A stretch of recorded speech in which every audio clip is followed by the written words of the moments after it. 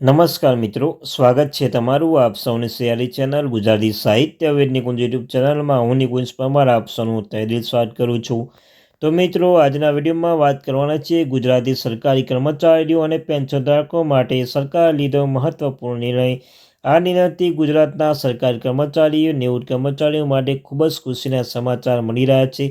તેઓ ઘણા લાંબા સમય સુધી રાહ જોઈ રહ્યા હતા અને સરકારનો ઇંતજાર અંત કર્યો છે। સરકારે તો કઈ બાબતો વિશેષ મહત્વની અપડેટ આપવામાં આવી છે, સરકારે કઈ જાહેરાત કરવામાં આવી છે, તો તેના વિશે આપણે આ વિડીયોમાં ચર્ચા કરીશું। ચર્ચા કરતાં પહેલાં જો ચેનલ પર નવા ચેનલ સબસ્ક્રાઈબ કરી લેજો।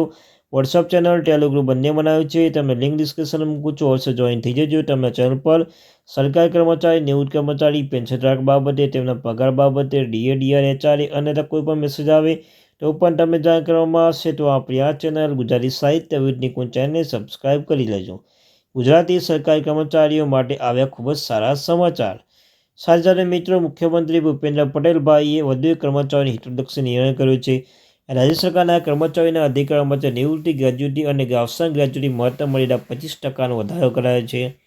હાલ વય નિવૃત્તિ સમયે નિવૃત્તિ ગ્રેજ્યુટી તથા અવસાન ગ્રેજ્યુટી 20 લાખની મર્યાદા આપવામાં આવશે, જે હવે મહત્તમ 25 લાખની મર્યાદા આપવામાં આવશે અને તારીખ 1 જાન્યુઆરી 2024 પછી વય નિવૃત્ત થતા કર્મચારીઓને અધિકારોને લાભ મળશે।